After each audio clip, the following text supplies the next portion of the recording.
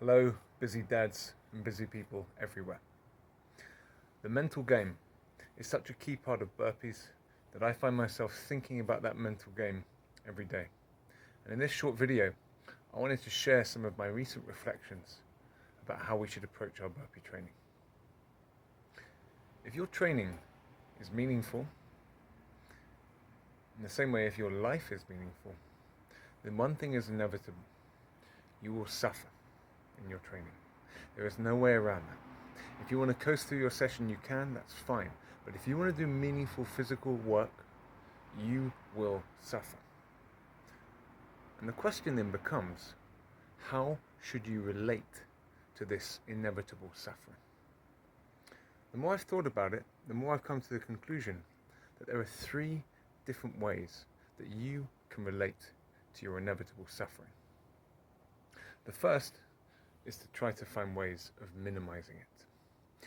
You strategize, you think carefully about giving yourself little escape routes to try and get some distance from your suffering and minimize it to the bare minimum, that you have to endure to get through the workout.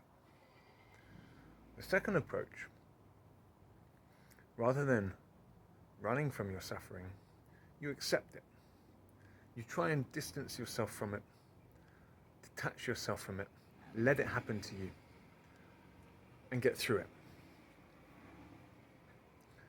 The third approach that you can take is much more aggressive. Rather than hiding from your suffering or waiting for your suffering to come find you, you go look for your suffering. You go find it. You go on the hunt for your suffering and you embrace it when you find it.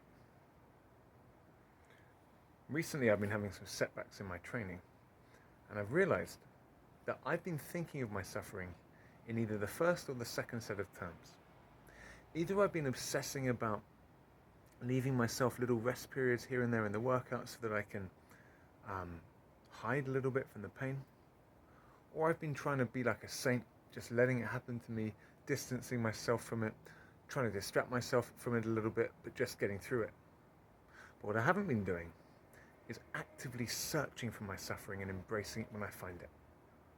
And that is the approach that I want to take now, because if our suffering is inevitable, we may as well have a little bit of agency, a little bit of assertiveness in the way that we meet that suffering, a little bit of dignity. Don't be a coward, don't be a strategist, and don't be a saint either. Be a warrior. Face your suffering, find it, and embrace it. What that means for your training is not that you program crazy workouts where within 2 minutes of the session you're already in a deep lactic threshold or something like that. That's not what I mean when I'm talking about going and finding your suffering. What I mean is this. In every single meaningful workout, there is a no man's land. A period where you're hurting, you're really hurting, you're not sure if you can go on, and the end is too far away for you to be able to use that vision of the end to get you through. You're stuck in the middle of your workout and you want to stop and you're feeling the pain. How should you think when you're in no man's land? You shouldn't try and just detach yourself from the suffering and let it happen to you.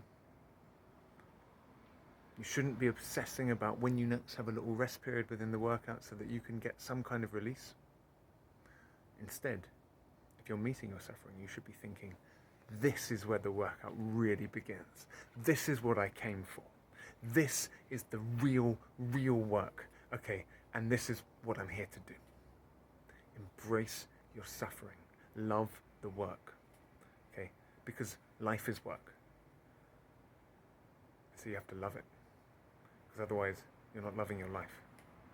So, in the next couple of workouts that you see from me, I hope that you'll notice a difference in me when I get to that no man's land.